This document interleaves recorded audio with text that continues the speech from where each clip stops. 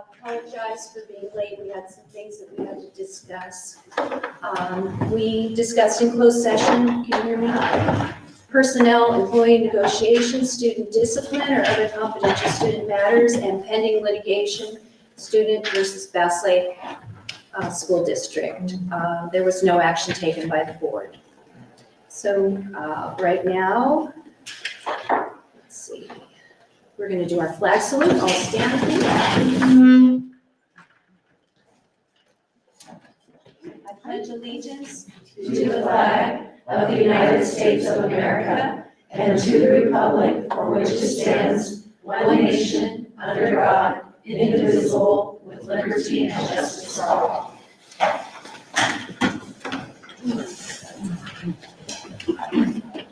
Why do I keep getting kicked out? Okay, elected board members, we're going to have oaths of office given by Mrs. Townsend. Okay, can you guys hear me? So Julie and Rhonda, we're gonna have you stand up and raise your right hand, and then when I start, I'll say I. State your name, okay? And then I'll say a little bit of the oath, and then you'll repeat, and we'll get through it, okay? For the record, we did this when we applied for school board as well, so. We're gonna do it again. I state your name, do solemnly swear.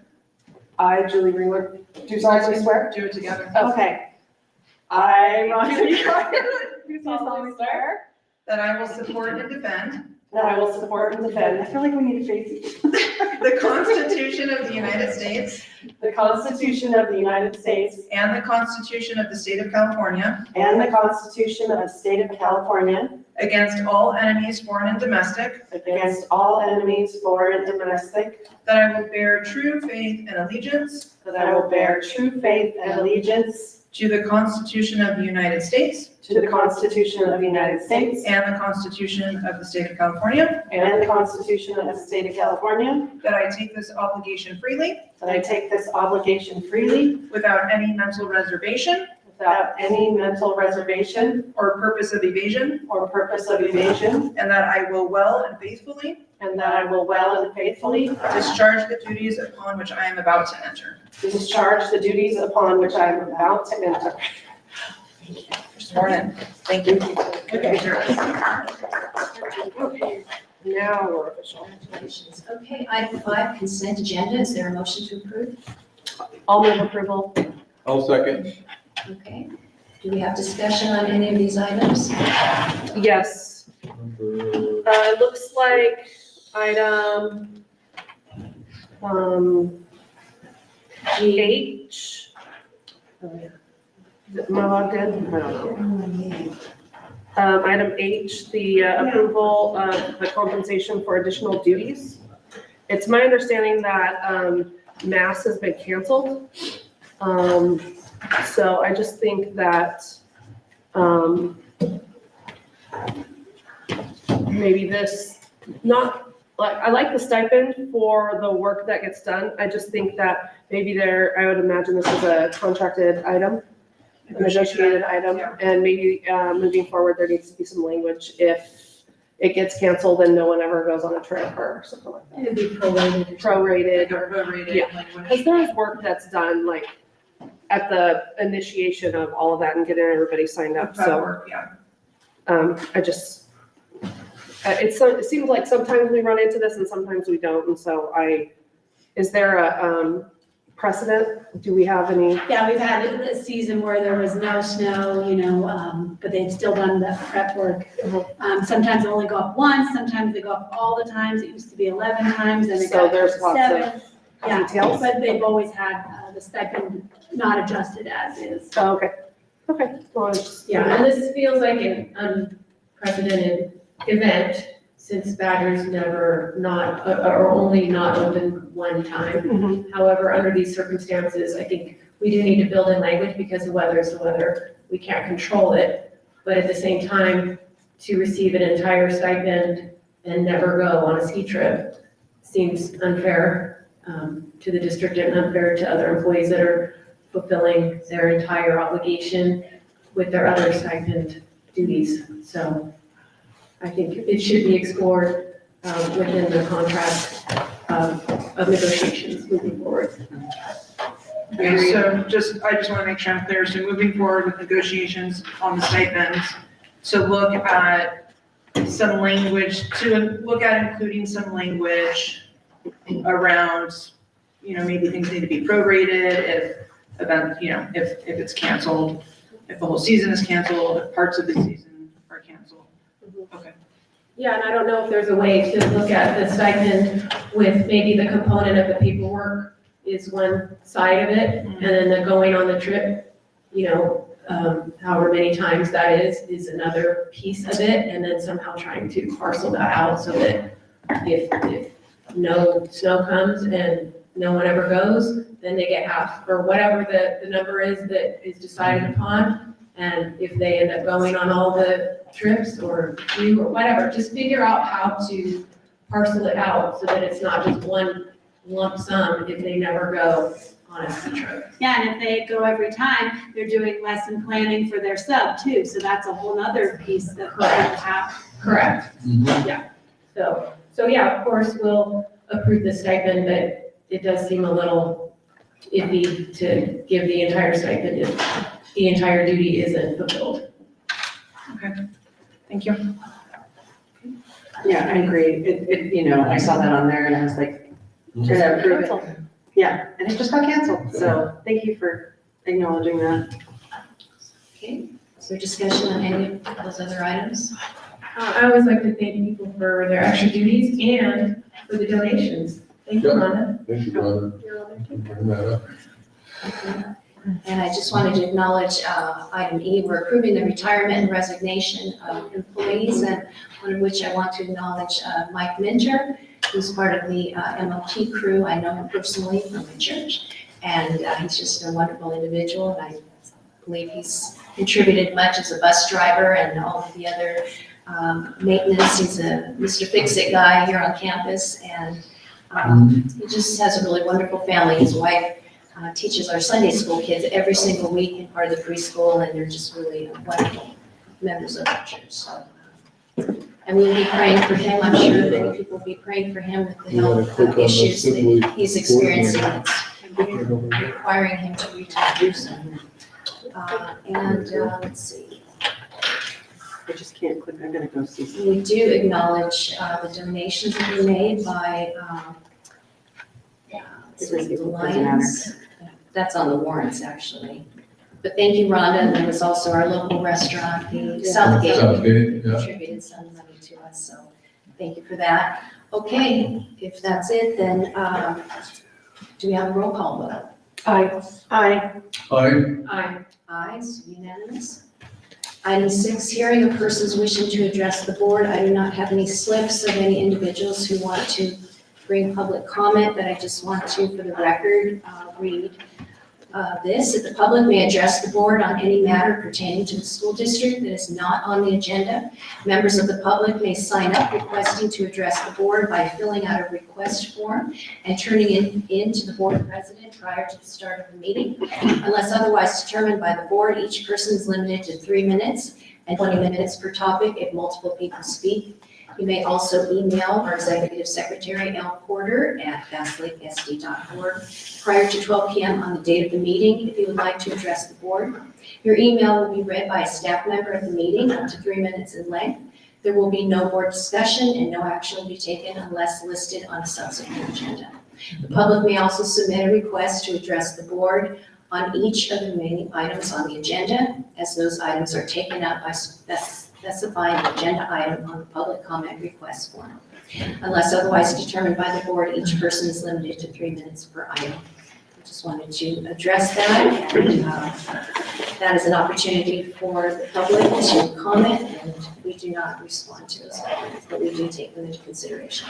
Okay, item 7, action items.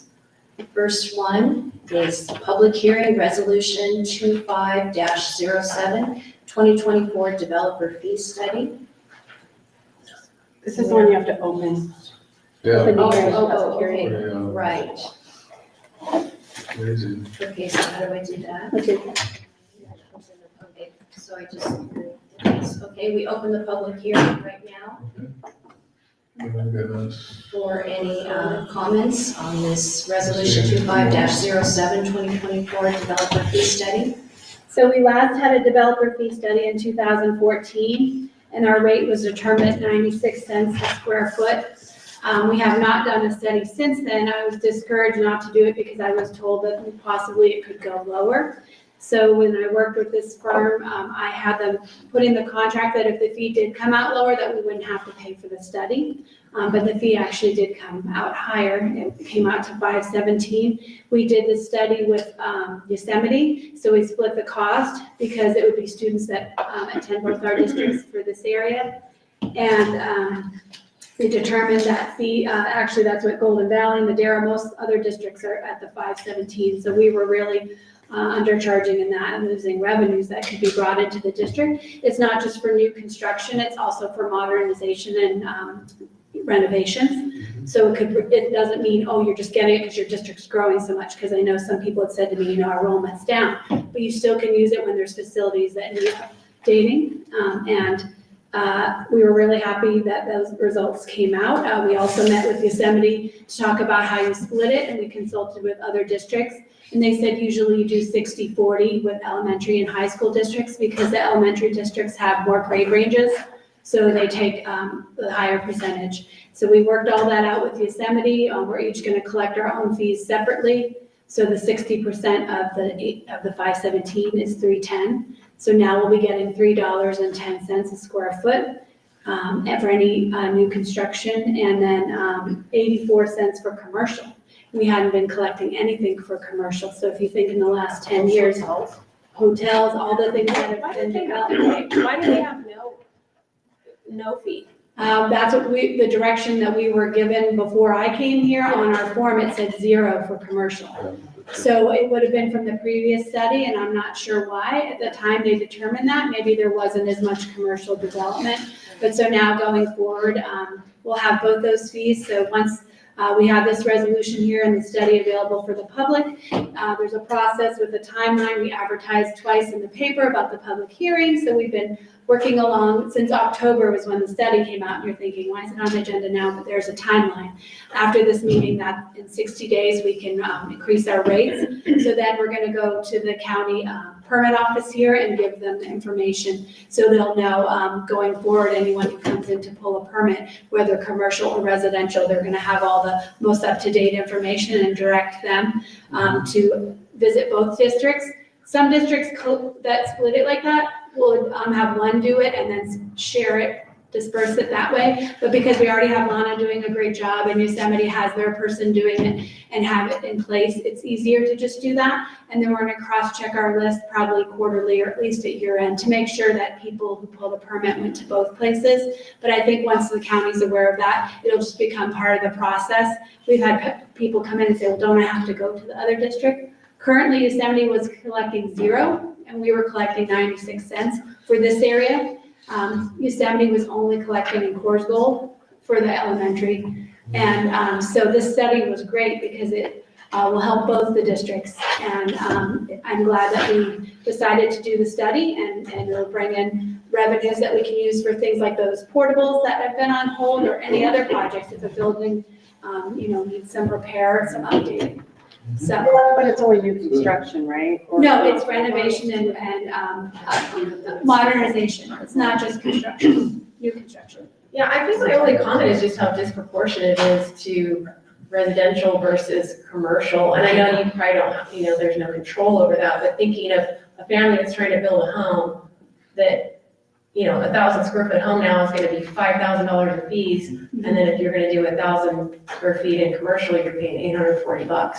So it just feels a little bit like, Well, but I think most of the commercial projects are a lot bigger. The hotels are, could be 10,000 square feet. So Okay. it's proportional in that way because most of the commercial developments are a larger footprint.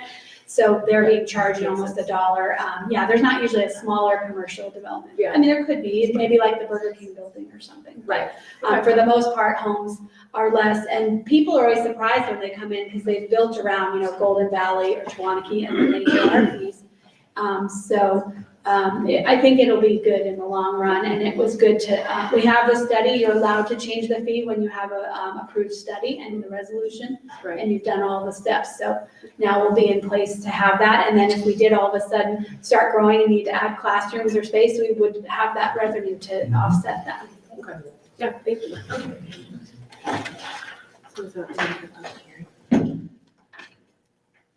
Is there I any move motion? to approve. No, we're in a hearing right now. We have to close the hearing.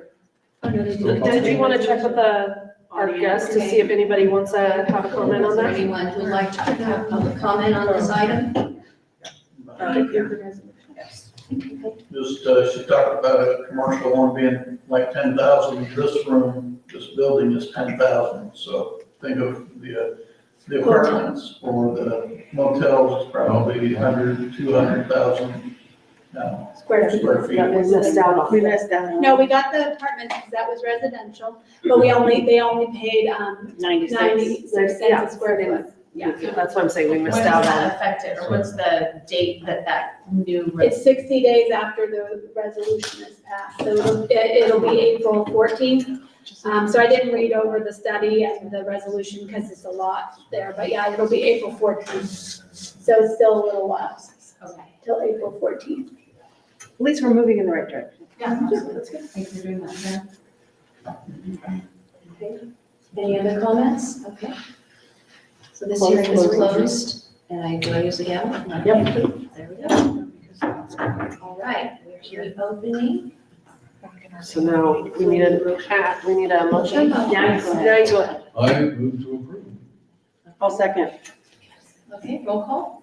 Aye. Aye. Aye. Aye. Aye, it's unanimous. Right. Item B, other action items, to approve the single plan for student achievement reports. Do you have a motion to approve? Okay. I make a motion, we approve the single plan for student achievement reports. I'll second. Any discussion on these? I just want to say thank you to the principals for their hard work in getting these done, Mhm. working on them. Yeah. Quite a, what's it called? Plan. Yeah. Document. That's the word I was looking for. Oh, I think I did have a question, actually. Let me turn this this way. Are you logged in? Oh, I had a question on, there was some, give me 1 second, sorry. Oh, never mind, it's on the This is what I LCAP. was doing when I brought it over. It's on the LCAP. Okay, is it just an errand? So areas, there are many areas that have asterisks on Wasumas. Does that just mean there's no information? I didn't know. It means that the sample size is so small that if you assign the numbers that went into each category, We can share. you would easily be able to tell who those kids were, so it's a confidentiality thing. Let's see how that is. I apologize, I was having technical difficulties. Stefan always helps me.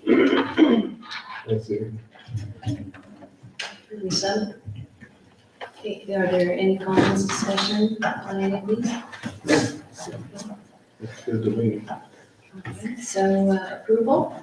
We've got that one. Oh, sorry, I meant approval, or I meant roll call. Excuse me. Aye. Still learning this. Aye. It's on you now. You want to approve it? We're on roll call though for this. Oh, aye.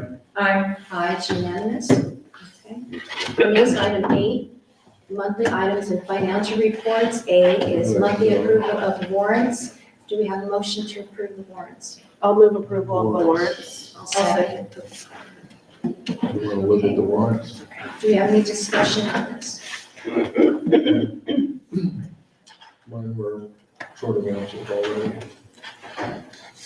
I just had a question about NEP and long course supplies, and I had submitted a question to you, Tara, and I didn't have a chance to see if you would answer that. Oh, I didn't see that one. Oh, okay, it was a little bit late in the afternoon, but I was just curious what the electives were that, Oh, I'm not sure. That's the Jackie's lottery here. supplies for the classroom. Rockets and watercolor. Oh, cool. So it's rockets and watercolor. I'm hooked them together. I'm doing watercolor and And Veronica, is. I kind of want to see that. Yeah. Yeah. Now that you mention it. They show on the rockets. Would love to see those when the election is finished. Okay, thank you. Okay, so, roll call vote. Aye. Aye. I, Aye, unanimous. Item B is governor's proposed budget for the 2025-2026 school year.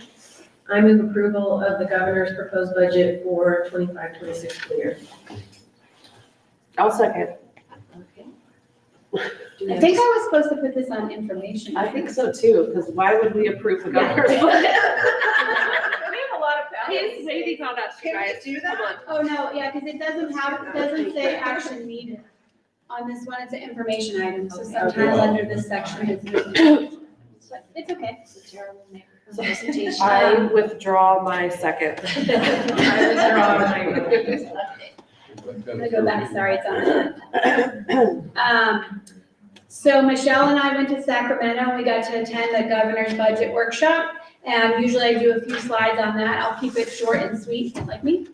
Questions on the end of it? Yes, questions at the end, well, you're please. back. So right now, the local control funding formula is projecting at 244,000 more than current year, but that is using last year's attendance numbers, and right now our attendance is, our ADA at P1 came in 20 less, and it's around 11,000 a student, so it could change from there. The proposed COLA for next year is gonna be 2.43%. And then there are some one-time funds that they've mentioned, but no data has been given for that yet. So I'm just putting it out there that they mentioned they're gonna give us some one-time funds, which you know means like they give us something for 1 year and then it goes. So some other revenues, federal funding and Title I and special ed are up in the air with the new administration and all the things you've seen with happening with the Department of Education, all that. And those are critical funding for us to have Title I and special ed funding. So that makes me a little nervous to think if that could go away, we don't have anywhere else we would get it from. If it were to go through the state, the state gives us such limited funds as it is. Our UPP is down from 584 up down to 577, which decreases our supplemental and concentration grant funding by about 20,000. And then we still have a Prop 28 home to school transportation and TK implementation and ELOP funding that's ongoing, which is great because when they announced a lot of those, sometimes they'll say it's ongoing and it could be 2 or 3 years and then they change their mind. So all of those areas, transportation covers our transportation program. TK has really helped with our ratio and keeping that program where it should be. And then, of course, ELOP we use for mostly the My Club program, as well as some of our great presentations we've seen like esports and other after-school activities, choir and such. So, and then the Prop 28 art and music program, right now we have our amazing music teacher, Mrs. Dent, and then hopefully we've had our position posted for the other music teacher for next school year, but that funding will be ongoing, so those will be great programs we can keep. So this is a slide that I always do to show, you've got your projected LCFF increase there in the middle. So at the top, we have our step and column, so that I ran a report from our payroll software that shows what the cost is for everybody who's gonna move up a step next year. And then the retirement increased cost along with that. So our required expenses right out the gate without any other things or programs or things we may need to add to the budget is the 218,000. And then our LCFF is 244,000 more, so that only leaves 26,208. If you look back at other years at this slide, there's usually a little bigger number there. But because the COLA is only 2%, it's really not, it's a wash. And this slide we got from school services where it kind of shows you at the top there, I'm not going to go through it line by line, but at the top, that's our current year, our ADA, and then that's the base grant we get per ADA. Then below it would be next year projected with using the lower ADAs we're seeing currently because you're always funded at the previous year. So you can see in that case, we're at a red number down there that's negative. So even though they say you're getting a 2.43% COLA, it's actually a negative COLA. because your ADA is less. So your COLA is based on having that increasing or strong ADA. If your students aren't coming to school and your attendance isn't as good, and your enrollment's down, then it's less than a wash, because your COLA ends up being negative. And school services created this slide and encouraged us to plug our own numbers in, so you could really see. Because sometimes in the community, people hear, oh, a 2% COLA, and then they get excited thinking, oh, that could be a 2% raise, but not if we have lower enrollment, lower ADA. So this is our history. Back when I started here in 2018, we had around 891 students. It got as low as 811 after COVID, and we still haven't come back from that. Even 21, 22, 23, we had in the 840s. The main thing this year was we had the one less kindergarten class. I'm going to get to that in a later slide, but it's just less kids being born. So right now we had the average, I had said the ADA was lower, but they still are letting us use the 3-year average, so that ADA is 780 and then enrollment 794. So I stole a couple of these slides from a great workshop I did on declining enrollment. I just love this because everybody's saying, oh, our district's losing students, what's happening? What are we doing wrong? What's going on? It's not us, it's the whole state. It's all the districts, okay? So if you look at this slide here, the blue bar represents the population. So this is just California. So that's the population in California, and it's projecting out to 2070. But people are leaving the state, the population's going down. Then you also see the median age. Well, that's going up. So if the median age is going up, are many of those people going to be having kids in 2070 when they're almost 50 years old? Probably not. We don't know. Yeah. The whole state is facing enrollment decline. So this is another great slide that I got from my workshop. So the population has gone down 432,652 people in California just in those 3 years. And then the birth rate is the lowest it has been in over 100 years. So in 1992, that was the peak. Everybody was having lots of kids. It was 613,000. Now it's down, in 2023, it's down to 398,000. And the fertility rate is also lower. So fewer children means declining enrollment and more school closures. So when people are saying, why is our number so low? It was 891 and now it's 100 less. That's just, I get excited about data because I'm a data person. Well, I get a little nerded out on that, but there's less, people, they said at this workshop, people are having maybe one kid, and 30 years ago, they would have 3 or 4 kids. So there's just less kids coming into our school, as we have seen with having less kindergartners the last couple of years. So it's just going to be something we're going to have to think in the long term in terms of planning, and it's going to affect the budget, it's going to affect staffing, affect a lot of things, and it's just something to kind of keep in mind. They were talking about that a lot at the governor's budget workshop too. So some next steps is we'll be working on Michelle's favorite acronym, the LCAP, and then the budget. We'll go at the March meeting, you'll see the second interim budget update. That's one is my favorite because really not much has changed. It's first interim, so that one's a little less stressful than the audit and the other times of the year. And then we'll have our P2 report of attendance to really see, is that our average going to be 780, or is our P2 going to come in lower and it'll be a lower number than that. And then in May, we have the virtual May governor's revision, and we'll have more solid numbers for that. So if anyone has questions, that would be fine. I've got some.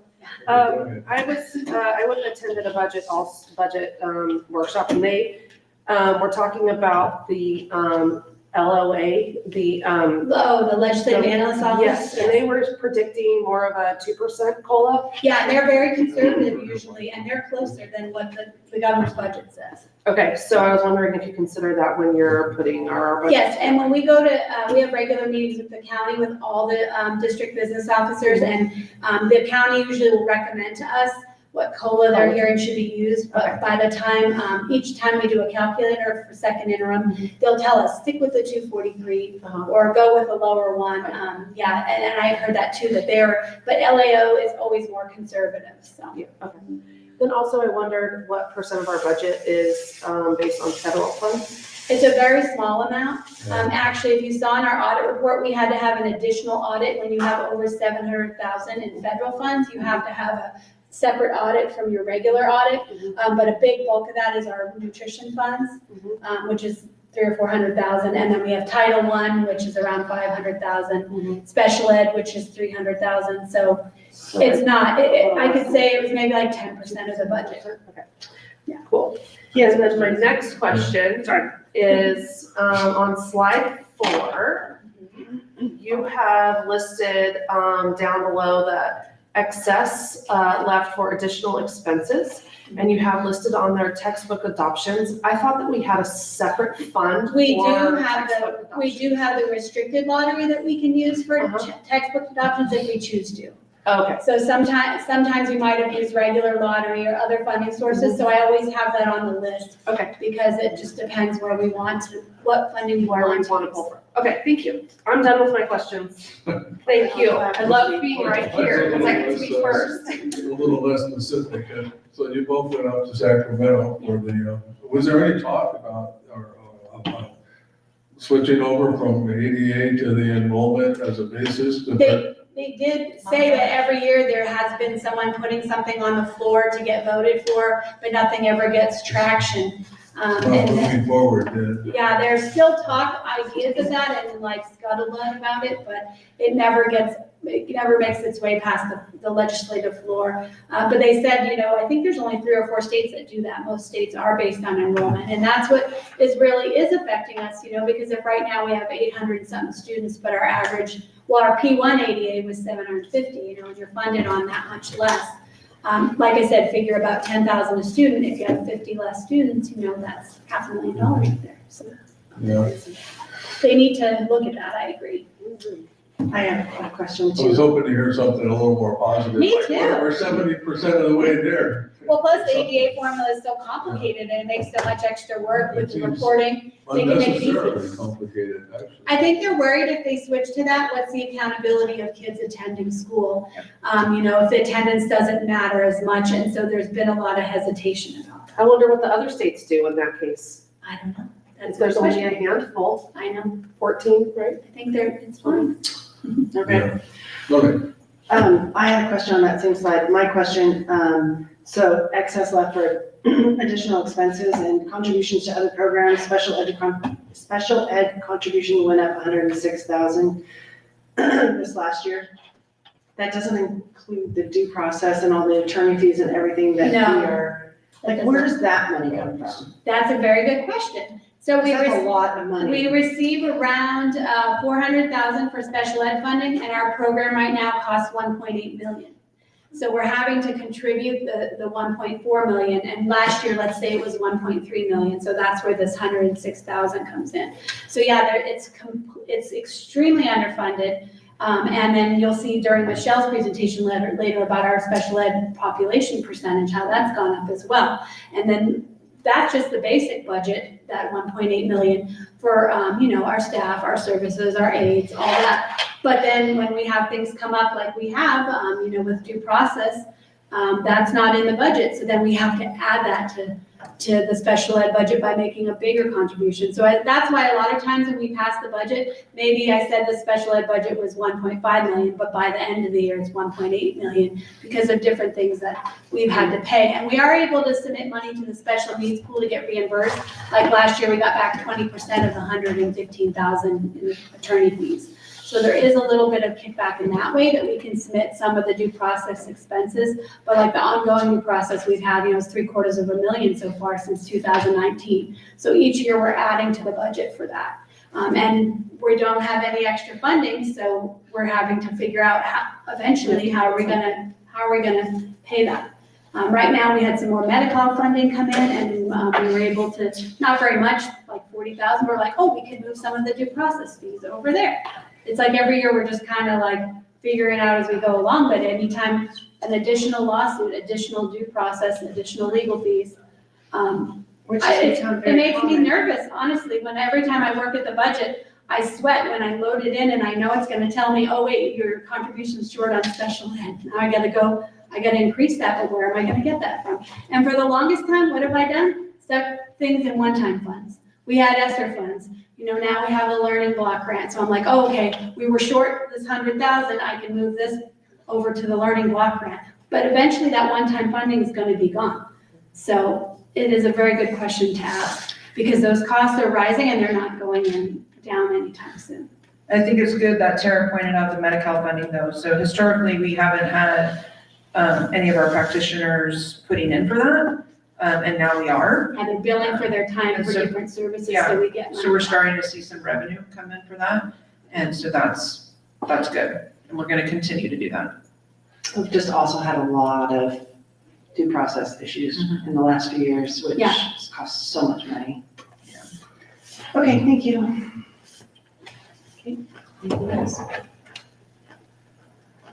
thank you, Tara, very much. Next item on information items we're on 9 information items. A is academic achievement report, Mrs. Townsend. Yeah, so it's attached, and also I printed out paper copy if you want to take notes. Okay, so, the first slide, what I did is I did a comparison of our iReady scores,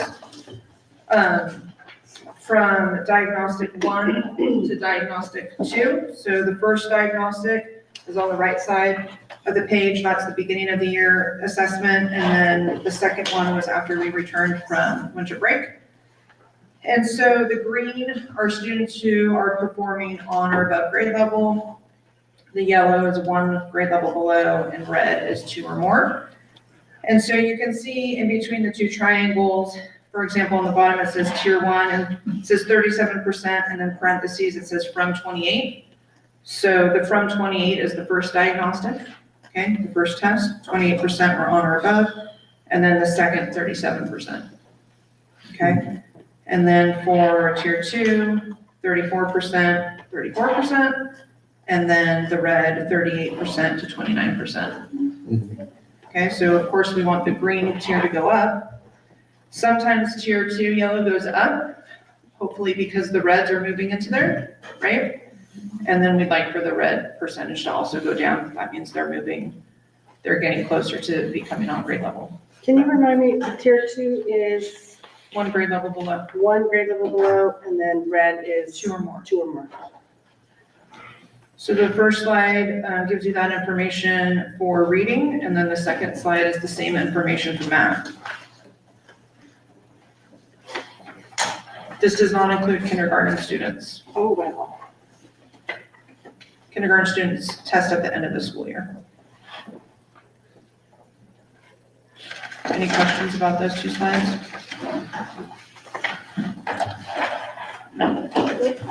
Okay, the next slide, I took historical data on the CASP, which is the state test that students in 3rd through 8th grade take. And I took the data at the bottom, you'll see that's the school year. And I just plotted students that met or exceeded standard. So on the left is the percentage, okay? And so for each year, there's 2 green bars. The lighter green bar is language arts, and the darker green bar is math. And then you'll see a bunch of purple numbers floating out there. That's the percentage for the state. Okay? Oh, okay, got it. I didn't notice they were purple at first. Yeah.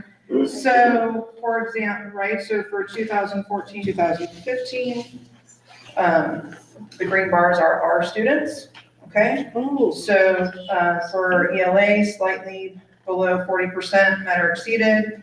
The state percentage was 44. And then for math, our students were, I think that was about 36%, and the state was 33. Does that make sense? wait a minute. Oh, I got lost. Right there, which one? Oh, just the first one? 33 was the state, we were 36, that's for sure. Oh, back in 15, but if you look at last year, we were 36 and the state was 47? No, these are state numbers, these are our numbers. Oh, okay, so we were under 30, the state was 36, we were 26. And 32, 3, and state 47. For, English and. Are you looking at the 23, I'm just looking at the 24? last year, because it looks like before COVID, the numbers were a lot higher. Yeah. Okay. I'll give you a minute. A lot higher, just slightly higher. I'm sorry. They're still in the.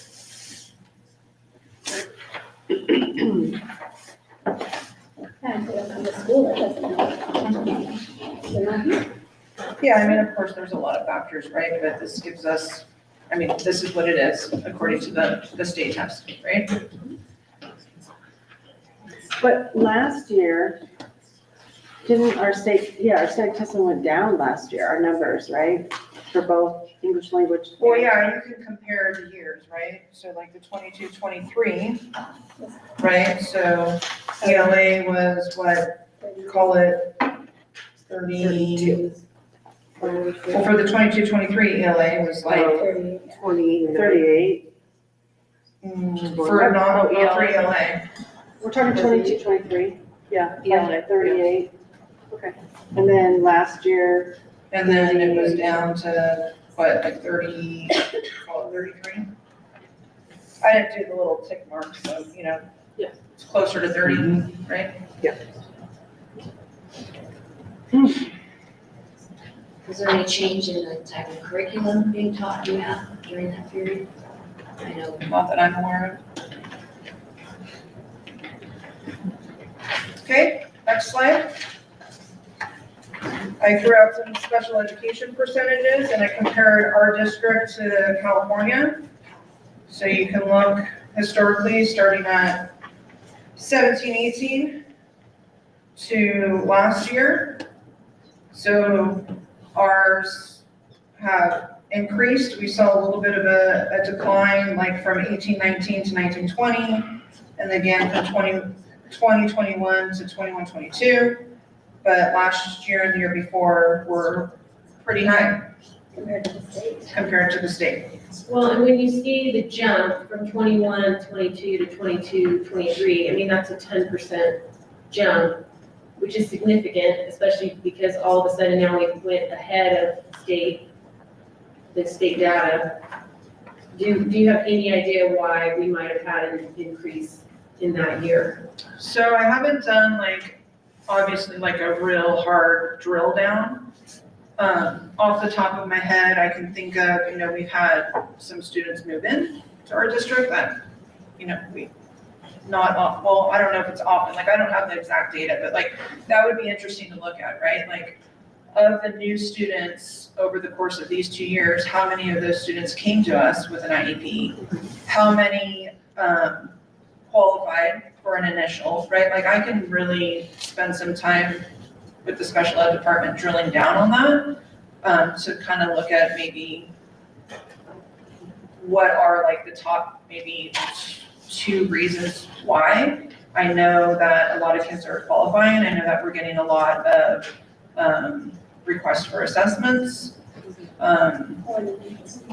more than usual. I know that our struggles with academic achievement are making it difficult when kids are being assessed, because sometimes it's hard to decipher if it's just because they're low academically or if they in fact have a disability.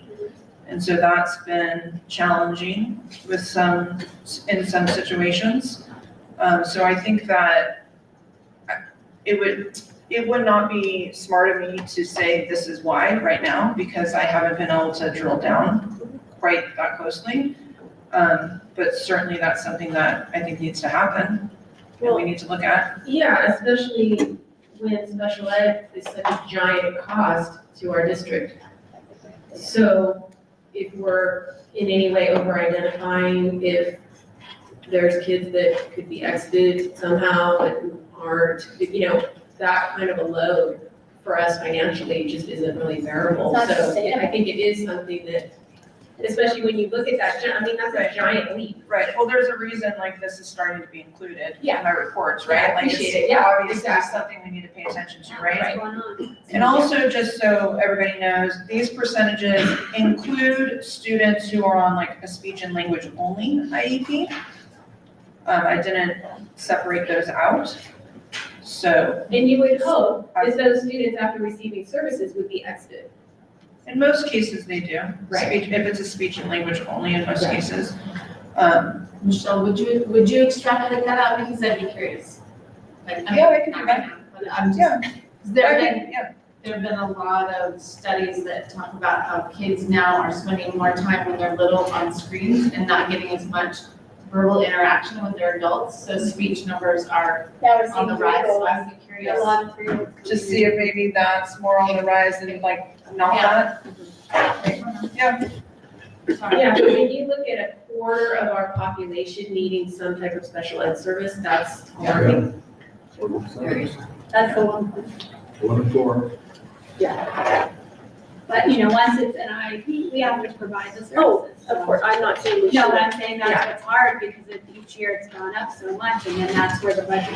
Exactly. We hope that more, and I think that's necessary, they need the service, but I'm saying we're not receiving the funding. to 100%. support that. Right. So, And so shining a light on what is it exactly that's creating this increase, and, kind of, like you said, drilling down on it, just to know what we're up against. How many of these kids are speech and language? How many, is there any way that some of this, we could decrease these numbers? Not without, not trying to keep kids out or not giving Of course not, services, yeah. but just to evaluate it, since it's a giant That's why cost. we're, part of our MTSS program, we're trying really hard to do some like different early interventions and really pay attention to, can we offer interventions outside of a 504 or an IEP first? Right. Can we have conversations with families that come in and say, I want this assessment done, to try and have conversations with them about, okay, like, we understand, we hear you, but like, can we maybe try this first? Right. Those types of things are starting to be done as well. I have a question about clarification. Students that are on a 504, are they included in the special education percentage? Not in this one. Not in this one.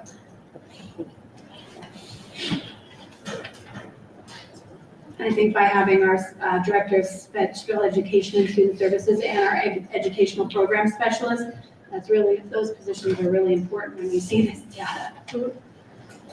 Yeah, We didn't have those. hopefully that will start to reduce some of our due process costs. So,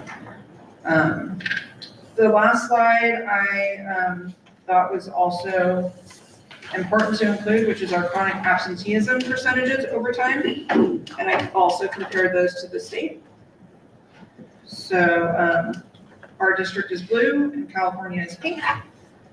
And so you can look across time, and I would like to highlight that between the 22 and 23 school year and last school year, we made decent improvement, significant improvement. We were in differentiated assistance for that, which required a committee and a plan and an action.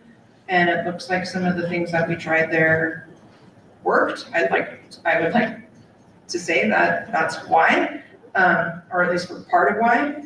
And so that's encouraging, because of course that goes back to academic achievement, right? Like if they're not here, then it's kind of hard for them to get the learning done. So I thought it was important to also include that. And obviously the years that are blank, there wasn't any data. Right. So, Yeah, and I think the hope would be that as the absentee rate drops, that our scores on things would rise in some proportion, because if the kids are here, then we're able to teach them and learning. That ours just doesn't seem like proportionate like that. Our absenteeism is going down, and our test score is going down. Well, I had a question about, sorry, that seems so loud.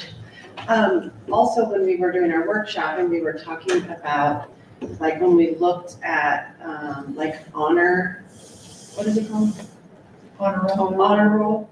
And the percentage of kids that were receiving honor roll, but then when we look at the percentage of kids that are at grade level or above grade level, it seemed disproportionate. And I was like, is it, I don't know what goes into that, but it seemed like when you look at the honor rolls, like, yay, we're doing so great. But then when you look at the test scores, it didn't correlate.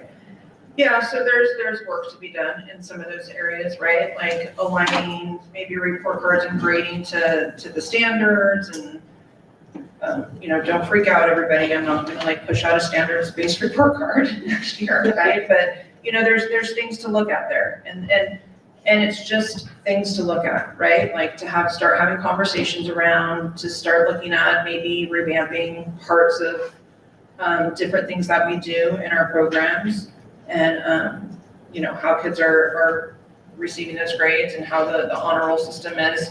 They're all just things to be paying attention to as it falls under the big umbrella of academic achievement.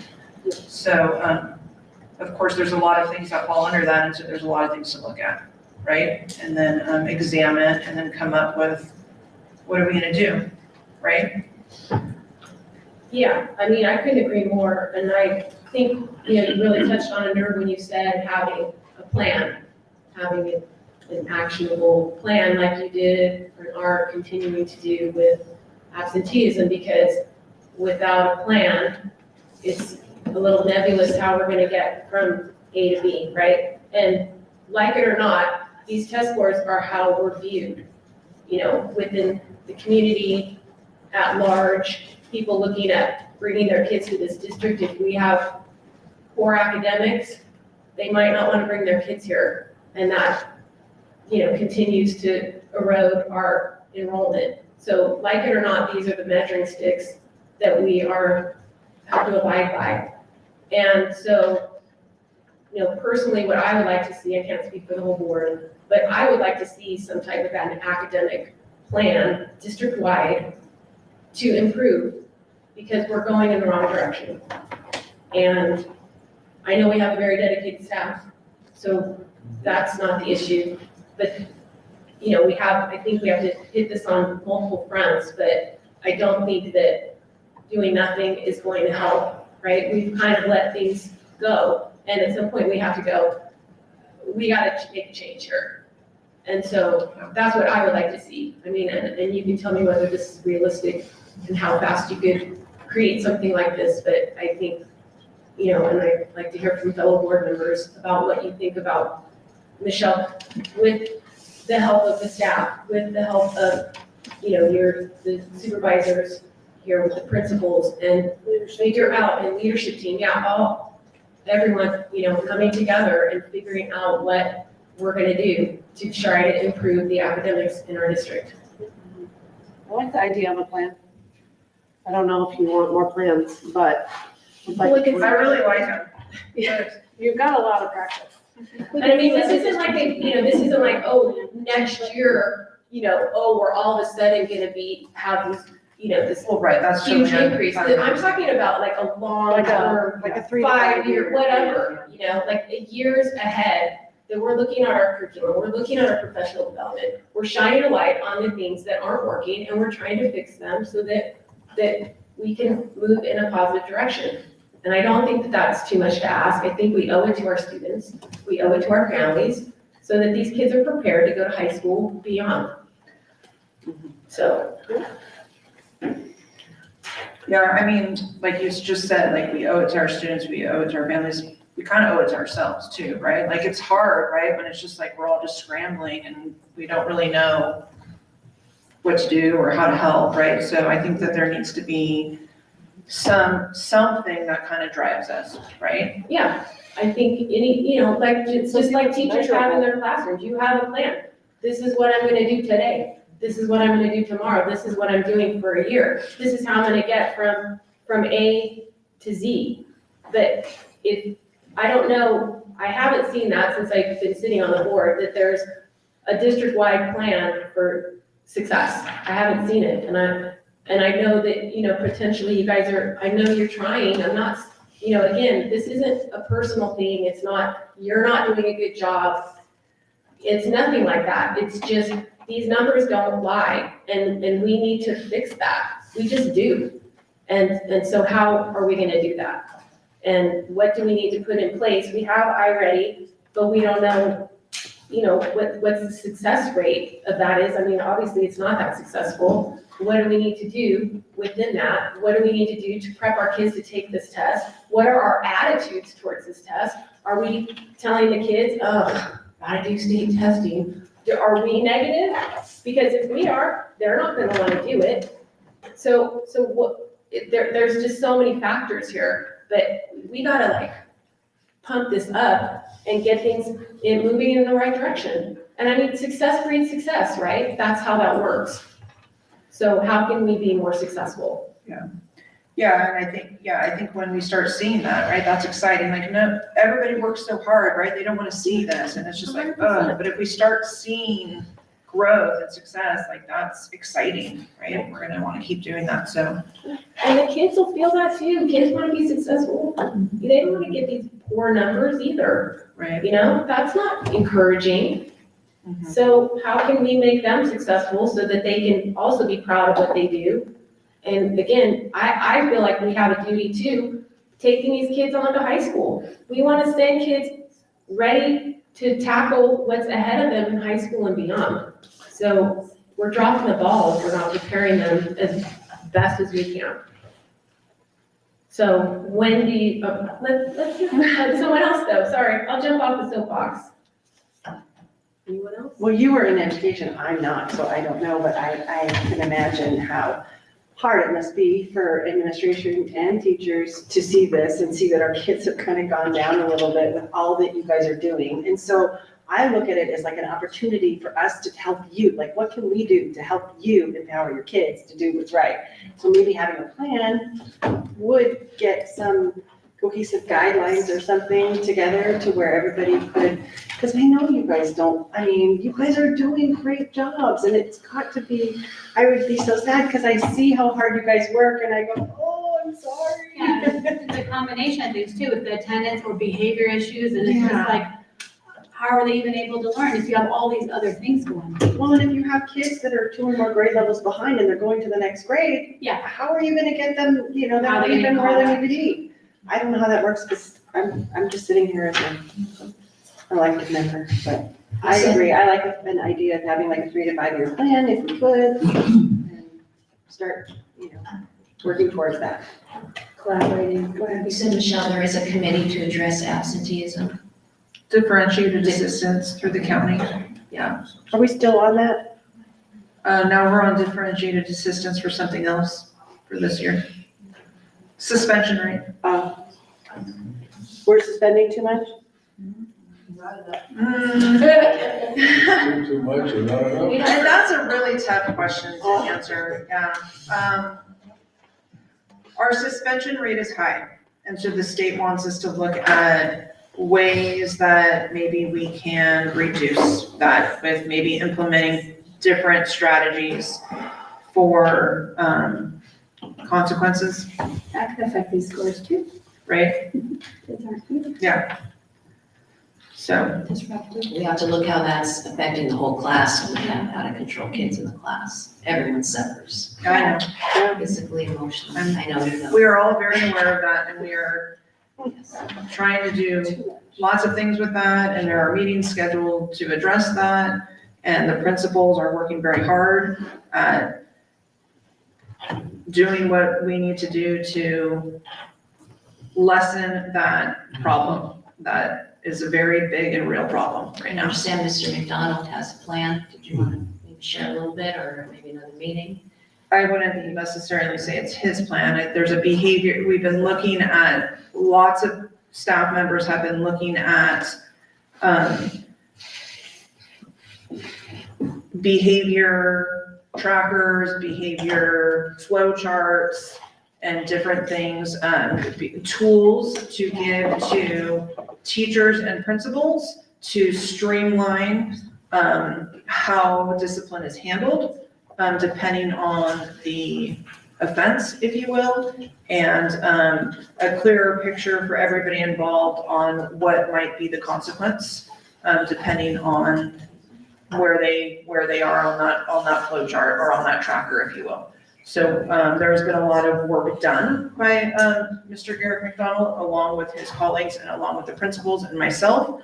We have looked at 3 other districts and what they do and tried to get information from them. And I think that we have found a tool that is going to be really helpful But we'd also want to make sure that everybody's on board and that we like it and we're not just throwing it out there before it's, pretty fine tuned. We're close. Good. That's not gonna solve all the problems, but it's certainly a step in the right direction. Yes. So in thinking about this, creating a plan, what would be a realistic timeline for not implementation, but just a draft of something that you could bring to the board for us to look at? Okay, well, I have some notes here, right? So you want to include curriculum, professional development. I have academic plans, so I'm assuming some goals, right? Maybe by year one, kind of like what the LCAP does, right? And a timeline? 3 to 5 years. Oh, that's. Yeah, I think that's realistic. I think, again, this is a problem that's years in the making. It's not gonna get fixed tomorrow. But I think if we're looking long-term, create some short-term goals, but with a long-term goal as well. And then what are the steps that we're gonna take to get to the short-term goal? And ultimately. I mean, there's gonna have to be like staffing involved, there's gonna have to be budget involved, right? So. Depends on how drafty it can be, how rough drafty it can be. I think that we can have a template and some good ideas and some good information on there with the help of lots of people out there, teachers, of course, staff, principals. May? Yeah. May, is that fair? Yeah. That's nice, because we could be looking at it and then you can be maybe starting. Yeah, Oh, yeah, like, like, yeah, no, I again. can't. I don't think that this board is asking you to fix this problem now, give us a plan now, but we've got to start taking steps, right? So the first step is to create some type of a plan with the help of the professionals that we have in our district to say, you guys know what the issues are. How are we gonna fix them? Right? And I think that we can do it.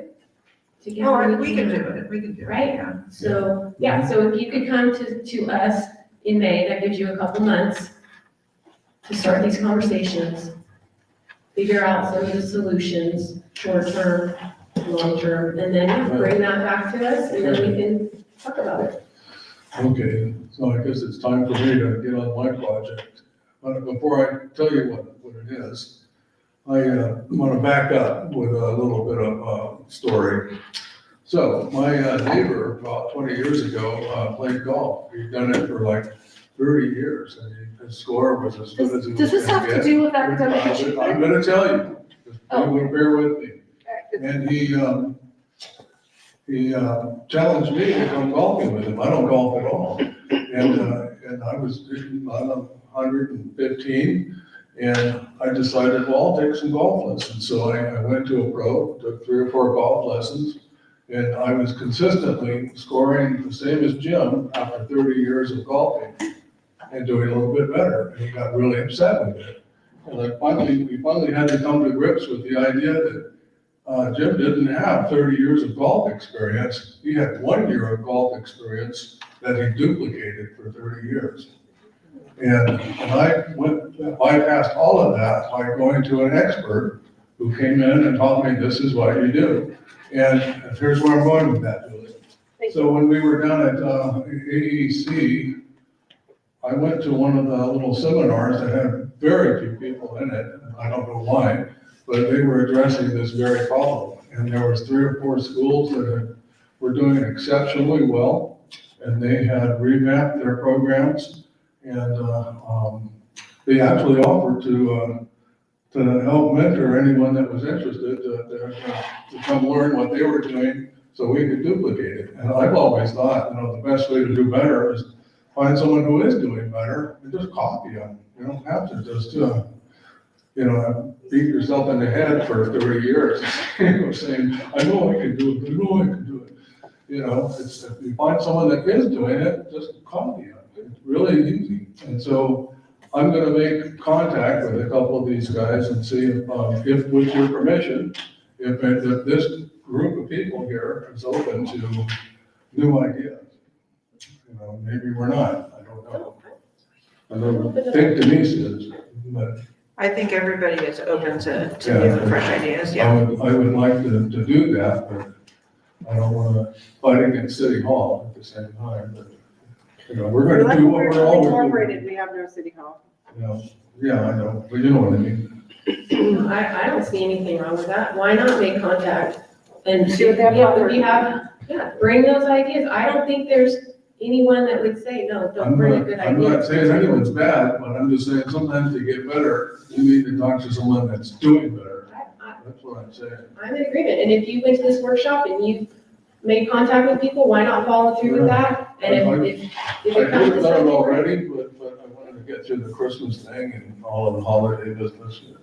But that was the thing I really wanted to bring into this, for my part of bringing into this, district, is my trusteeship, you know. And this is the year, I think. That's why we all went to the annual conference, all of us. Yeah, And I have also talked about the Everyday Counts campaign that Stanislaus County was extremely successful at raising their ADA. I do have paperwork and I'm going to drop that off tomorrow. I don't know if you want copies of all of that, or should they go direct to Michelle? Just give that to you. And you can have this for your phone.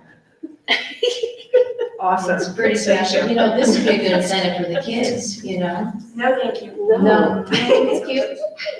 Maybe for the teachers. I don't want any phones in my classroom. There you go. Oh, phones. Right. I said phone. Whatever. Yeah. Thank you. Okay, good comments, everyone. All right, we're moving on to item 9B, enrollment and AD reports. So there's not much of a change from last month, it's the same. So a little bit of change site to site, but we had 803 and we're at 803. A couple more students in Bliss. Looks like OCI was up 1, OES is up 1. Wasum is up 1, so I don't know why. Oh, because then the Fresno Flats, that's why. So that's where that went, those 3. I think we've got some new kids from the apartments, That's yes? what I had heard, but I hadn't seen that in OES's numbers. I'm shocked at the number. I swear we've had more kids, but I mean. Well, I did this, Some left too. I did this That's on the always- 5th, so maybe they came in after that, because I had to get it in the agenda. Oh, yeah, no, they definitely have. Yeah, So maybe we'll see. I know, I was like, I feel like there's more. Yeah, I always do it, before the package due, so, yeah, it could have changed since then, you'll see next month if there's any change. And 9C, interdistrict transfer reports. I don't know. 1 second. I don't know. Okay, so since the last meeting, we have transferred 2 students out of the district, 1 to Yosemite Unified and 1 to Mariposa County. I feel like I need to check on that, but there might be 0 to Mariposa. I'm not sure. I might be a little confused about that one. Regardless, it says 2. Okay, thank you. 9D is first reading of proposed board policy and administrative regulations. I had some questions. I emailed to you and Michelle. It's about regulation 3515.5. It's the regulation. Is that sex offender notification? Yes. The red, right? Which one are you on? The regulation, yes. 3515.5? Yes. Mhm. So this is new for us. This is not re-upping or anything like that. So I just had a couple of questions. I want to know if we would be having a liaison for the district, or if you're gonna be the point person for that, Michelle. That would be me. And then, this regulation talks about receiving information from law enforcement, and it doesn't talk about, if the district gets the information from, say, a program that we're already using, such as Verkada, does number 8, is that the procedure that will be used should information come to the district, not from law enforcement? Say that part again, sorry. So the regulation talks about, law enforcement will be the ones that bring information to the district, and then the district will disseminate Right. accordingly, Right. appropriately, not excessively, all of that. We have a program in our district that we are currently using called Verkada that does flag, Yes. people that should have They been. scan their ID and something could come up Yes, saying. that law enforcement should have notified us that these people are in our district. And I'm saying if the law enforcement has not come and notified us and they come onto our campus and they scan in and it is brought to the office's attention that they are not allowed to be there, then is it still the procedure, or would it be the procedure to follow number 8, which is inform local law enforcement? Or will we make our own procedures in, utilizing the program that we already have in place?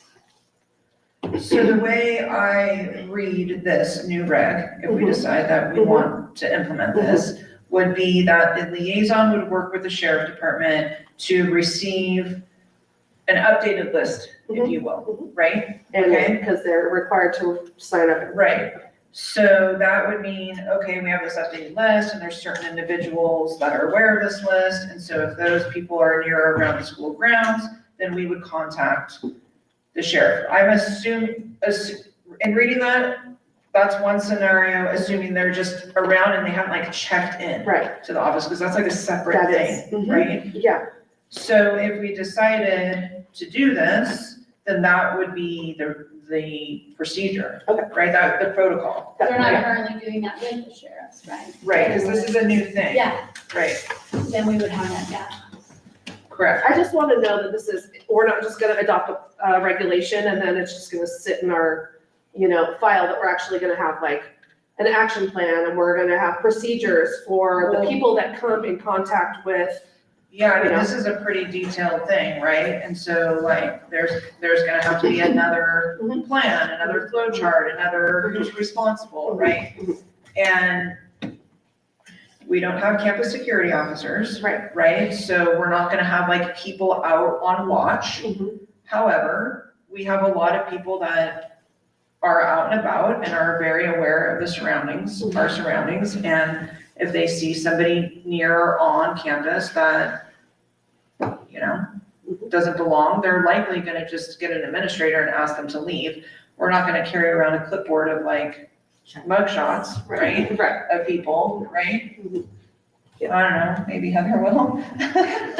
Right, so like, if we can make do t-shirts. this, then there's gonna have to be like work to be done on Yeah, this. yeah, Like, that's- what are we gonna do about that? And we'll do that. Yeah. But, Got it. Thanks. That's all. I just want to tie it up. yeah. That was the only question I had. Any other questions on these policies? Just so you guys know, it's probably worth saying as you are contemplating whether or not we want to implement this. We do have Verkada, and we do have visitors and parents come in, and when they swipe their ID, if something comes up, we have a procedure for that, right? The administrators know what that is. And that has come up and that has been handled in that way. And so, we do have that safeguard in for those types of people that are coming onto our campuses. What does the Verkada, is that what it's called? Verkada, How does that get the information? It gets it from the local. their driver's license. So are you saying that we already have a policy in place that's addressing that, or you're just saying we? Procedure. I'm just saying that we have a procedure and safety protocols in place that are allowing us to be notified if somebody has something on their record that prohibits them from being around children. This is different, right? This is like for people maybe that like aren't coming to check in. That people that we get a list and we kind of know who they are and where they live, and we're like made aware of them. Because, you know, like honestly, like not every person that comes to watch like a sports game always checks in, right? Like we do our best, but we don't, like I said, we don't have a bunch of campus safety officers and people around like just watching for that, right? And so, this would maybe apply to like those types of situations. Yeah, we're on board. I like having it for those reasons, and then we have it to fall back on, right? Where do these come from, these board policies, just out of curiosity? Like CSBA. why? CSBA, They'll California send School us a Board new policy Association. and we did that. Yeah, we have a whole program that pushes them out to us when there's new updates. Okay. And then that's why they're always on the agenda. And the great thing about it is Yeah. it's usually. So every other month-ish, every 2 months, we go into the system and we pull up the new ones and we look at them, and they're either new policies, new regulations, or they have additions or things that have been edits. Okay, thank you.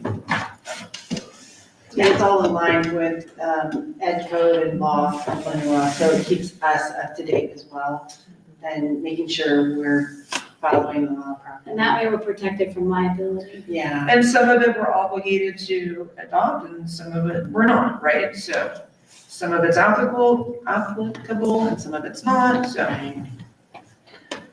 Okay. Any other questions? Okay, item 9E, the local control and accountability plan mid-year monitoring report for the 2024-2025 LCAP and budget overview for parents. My favorite, the LCAP. So, every year I have to do a mid-year, report on goals and actions for our LCAP. And so you'll see that on here. It's, the information that I had to add in here is, it says right there, mid-year outcome, and it's kind of highlighted in like an orange color. And then Tara goes in and puts in like the expenditures to date based on the budget allocations that we've tied to the goals and actions. And so that's the report. And I think you had a question, Denise?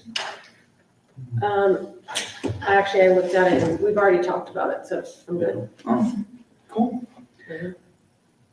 Some of it you'll see, right? Like, for example, let me see if I can find an example. Page 5. So like, let's see, 1.10, 1.11, that has to do with the educational partner survey that hasn't gone out yet.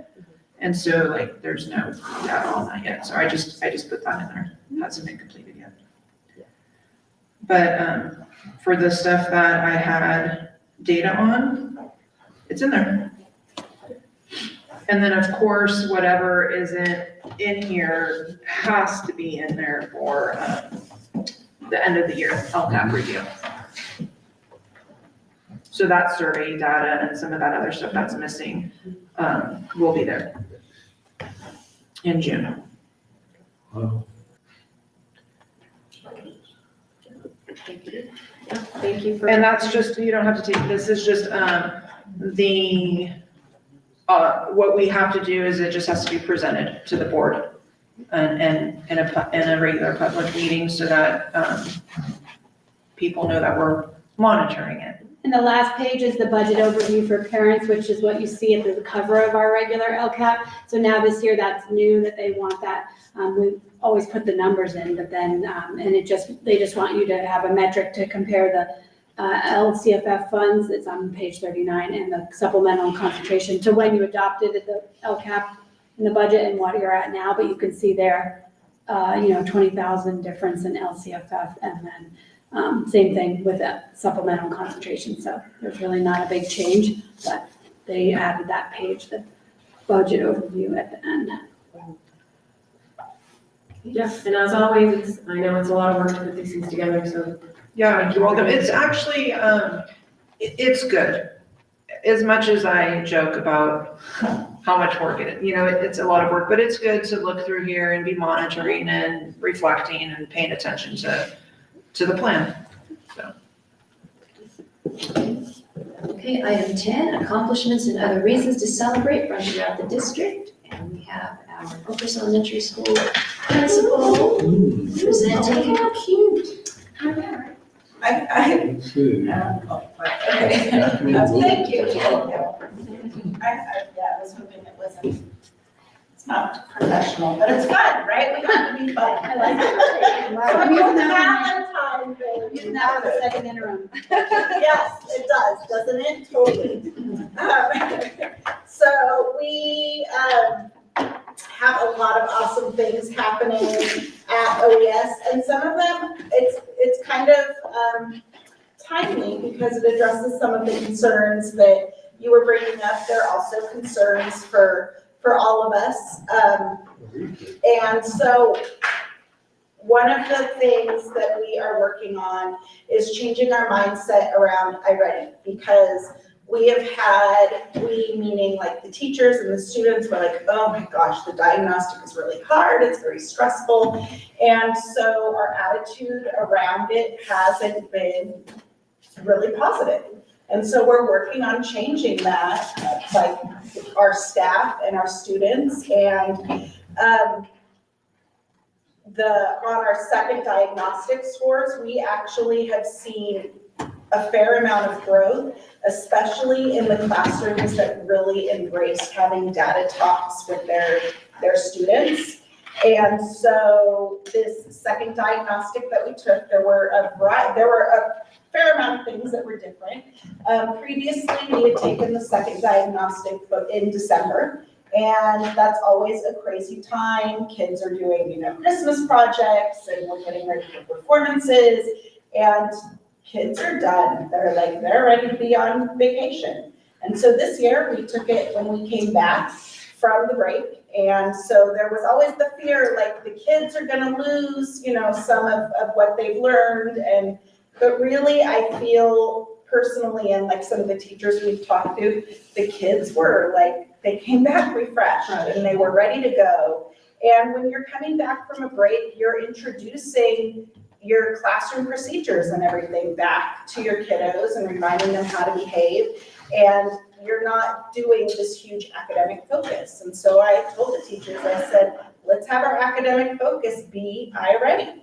And so I said for math and language arts, those are the academics you're doing. You're not doing the Wonders reading program. Your focus is, remember, this is how we do these things. And it was good. The kids weren't rushing to get through it. The teachers built in brain breaks in between the testing. And so it was pretty successful that way. So, and then we've talked as a team about getting that iReady, the mindset around the diagnostics and moving that towards the state testing. And because that was kind of how we approached it, was as if it was, our state testing week. And so we're having some good conversations around that. So we had also a number of kids after the data talks and looking at what they needed to improve on. They were taking the diagnostic and they were like, I need you to reset the diagnostic. I know what I did wrong and I want to redo it. And so the power of the retake was pretty big this time around. So I'm encouraging those teachers to kind of share those stories with their colleagues and kind of promoting that in the classrooms. So just a little bit about iReady on there. We had teachers that were also trying to incentivize their students. And so they offered parties, celebrations for growth on their diagnostics. They did parties for successfully completing certain amounts of iReady lessons. And so this was one of the parties. This is Mrs. Robichaud. She's a new teacher for us this year. And she is amazing and just She puts her heart and soul into everything. She had the little Starbucks poster. She like projected that and drew it herself. She went and got like all these things. All their learning for the day was like coffee or, you know, barista themed. So it was really fun. So anyway, that was that. We are also rewarding, instead of, it used to be at OES that we like focused on academic excellence. And yes, academic excellence is really important, but academic effort and growth is more important because you're encouraging those kids that maybe they aren't going to be capable of getting straight A's, but they are working their booties off and they've done really well. So we have changed that also. And so we had our first semester PJ movie extravaganza for 3rd through 5th grade. And one of the caveats to attend that was they had to make growth on their iReady diagnostics. So that was a cool little time. We had 170 students participate and we showed Garfield, the movie. So it was fun. We've also been encouraging reading on campus. And so this year our 3rd, 4th, and 5th graders participated in Battle of the Books. And our 3rd, 4th grade team came in 2nd overall in the county. And so you can see them with some of their awards. And then up here, it's the 5th graders. They are participating and concentrating really hard. And I think that was it Super Quiz, I think? No, they had to flip the Yeah, I don't cards. remember what the competition was. Yeah, it was, they loved it though. And we're hyped up to do it again next year. So that was, you know, this is getting us, encouraging us to do it. We have some other good learning happening in the classroom. The 1st graders were learning phases of the meaning of Oreo cookies. So that was really fun. They had a blast with that. Just, shoot, I think it was last week. It's all kind of a blur. We had Nature of Wild Works come and do a 3rd grade field trip, an on-campus field trip. I don't know if you guys have heard of this organization. They're based out of Corsfold on Road 416, but they are amazing. She used to work at a zoo. She opened up a rescue and moved it to Corsfold, and she brought in gray fox, skunks, ferrets, snakes. She has all these lessons that are like based on grade levels. So I encourage Wasuma and OCI to check it out. And she's just fantastic. Yeah, so it was a great. No, that's great. That is No one got sprayed? No, How? we were good. We were. What's the secret? I think that the skunk had its glands De-skunked. removed. Yeah. He's decent. Yeah, Okay, good. so, It was fixed. it was, yes, it had been fixed. So, 4th grade, they did their Native American studies and made some really beautiful dioramas. And so, those are some pictures of the dioramas. Of course, we had our 100th day of school on February 3rd. We launched the morning with a parade project, and it used to be just like, I think K2 that did it, and this year everybody got into it, 4th and 5th grade, and the whole school took a tour, and so it was a blast. They did little projects in class, snack sortings, cup stacking, and a bajillion other things, PE activities, so they had a lot of fun. It was a great day. We have in the district, Mrs. Dent is doing electives at OCI and Wasuma. And so at OCI, they have created the Super Eagles Performing Troupe, and they have come over and done some presentations. And so here they came and did the, talked about the SOAR behavior expectations and different SEL strategies. So this was one of their first presentations. The kids loved it. Mrs. Dent is working on another one where they're going to present some calming strategies and just helping to kind of regulate our kids, because the learning and the academics aren't happening if their behavior is wild and their bodies and brains aren't ready to learn. And so we really need to teach them how to be ready to learn before we can actually focus on the learning. So that's a big part of it too. So there will be more of those to come. We are starting the Kids Heart Challenge. Jordan Wright, our district nurse, she launched it at Wasuma already. Was it this week or last week? And so we're launching ours on February 26th. So that's exciting. I'm already talking about the Super Eagles coming to do another SCL assembly. Dr. Seuss starts in March. Cross-country season is starting. It's always exciting, but OES is working. We're gonna work hard. It's always been 3rd through 5th grade, and it's the only sport that all age levels can do. So we're gonna work hard and open it up to TK through 5. Cool. So, yeah, so I'm excited about that. There was something else I wanted to say about academics and just talking about that. We're aware that, we feel the same way. We want everyone to be successful. Personally, I'm speaking for OES because all the sites were at different points, but our behavior is a thing. Kids are different these days, than they used to be. And we have been really, really focused on academics here at OES. I'm actually having to deprogram some of the teachers a little bit and getting them to be our kids aren't learning if they're not regulated, because they aren't. They're coming in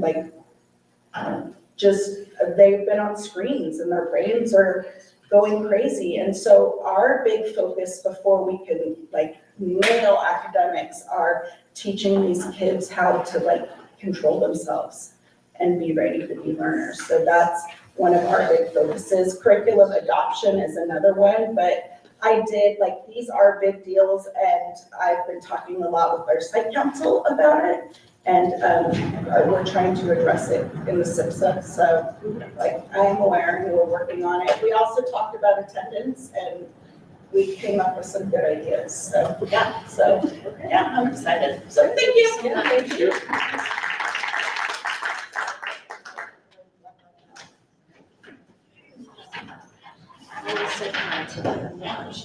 Okay, and we have now superintendent's report. I don't have anything for tonight. Okay, all right, so 15 board member comments. Julie, do you want to start?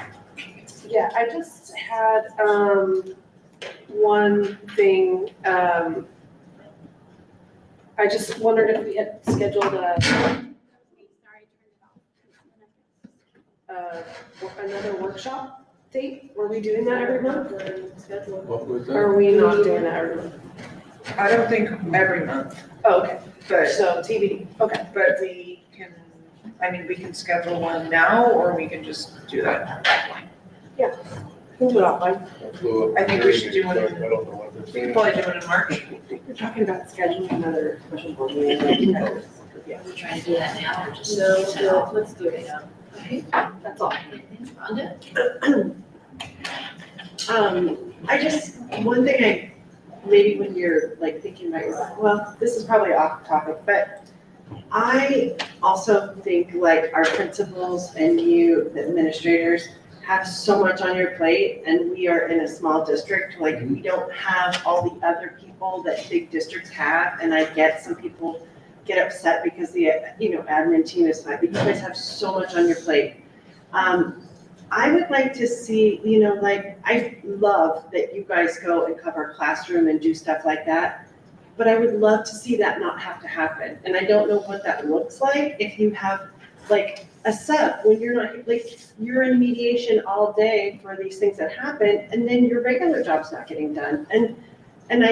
So I just want to, think about that when we're building the budget. I don't know I know we can't afford extra people, but can we afford having some sub time for admin when you guys, I just was thinking about that as we were talking, and I just think that you guys get pulled so many directions that it's also very hard for you, or it could be potentially hard for you to also do all these other things, when you're having to go, and I get some of that's your job, but then some of that is because we're in a small school and we don't have assistant principals and we don't have assistant, so I'm just wondering if there's some way we can incorporate something like that to where you guys can have some additional help, because I feel like you guys get pulled a lot from your jobs and you really need to focus on your jobs, Anyway, that's my 2 cents, and I could be wrong, but that's what I want to say. Thank you. Steve?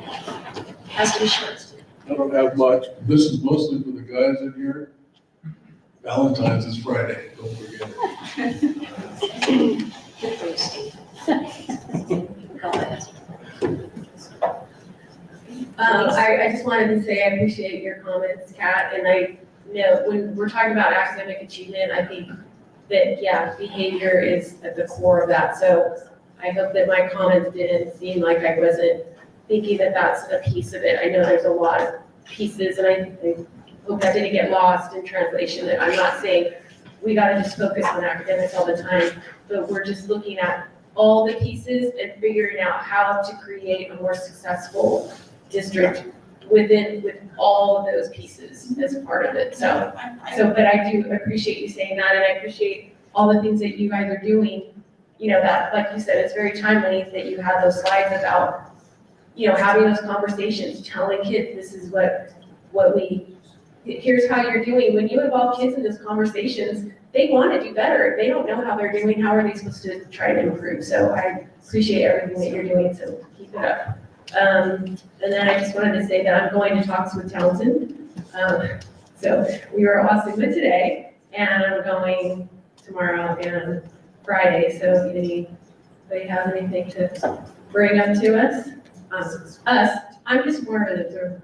Tomorrow's is OCI. Yeah, tomorrow's, Yes, I was trying to go to, but I forgot what the time was. 11 to 1 Okay, 2-hour OCI, and then Friday OES. here on Friday.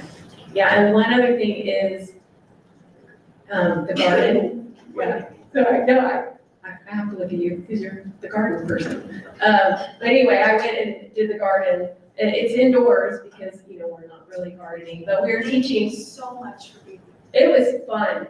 I'm telling you, if you can go do the garden, it's a great game. What are they growing now?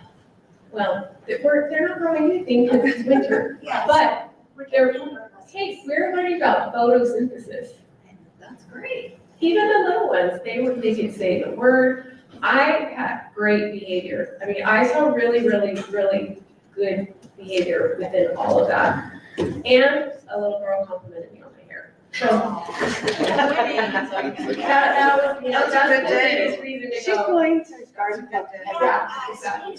Steve's wife has come also, so we kind of brought her in to help out, so she gave me today. She's saying your wife comes and she's Oh, helped yeah, out too. yeah. So, She Peter tells me Bailey's hearing you. all about that, and I don't know what she's saying, because she starts waving her hands and talking. She's doing great. She says she likes it. yeah. So anyway, lots of fun. So thank you. I was just thinking tonight about inspiring students, and it brought to mind when Mr. Peterson's class that my youngest daughter was in, and he assigned the book Gifted Hands about the life of Dr. Ben Carson. If you guys haven't read the book or seen the movie, it is absolutely incredible. Where it was, you know, his mother was, I think, a third grade education and single mom, and how he was a failing student. And I think when he was in third grade or so, he developed a love for just rocks. And that sparked his desire to learn. I mean, it just like, boom, it was like an explosion of desire in his life. Anyway, it's just inspiring story. They're true stories. I know a lot of kids are reading, you know, fantasy things, and nothing that's wrong with that, but something that they can identify with, that this can happen in my life, you know. And he became, of course, the pediatric brain surgeon that separated conjoined twins. So, you know, it's just incredible. So I would just love to see more of that kind of real life inspiration. Gifted hands. So anyway, thank you, everyone. And anything else? So future agenda items, this is our next thing. Is there anything to put on the agenda for next month? the second year. An academic plan. Academic plan. You have I 2 know, months so for that. I mean, so much time. We'll put it on the agenda next time. I won't forget. Okay, and our next meeting date, I believe, is March 12th. Sounds right to me. And that's it. We are adjourned. The time is. Julie and Rhonda, please stay to sign your certificates. I have a lot of signed commitments. Lana needs signatures. Okay, nobody not forget. Their meeting is adjourned 7:49. Have a great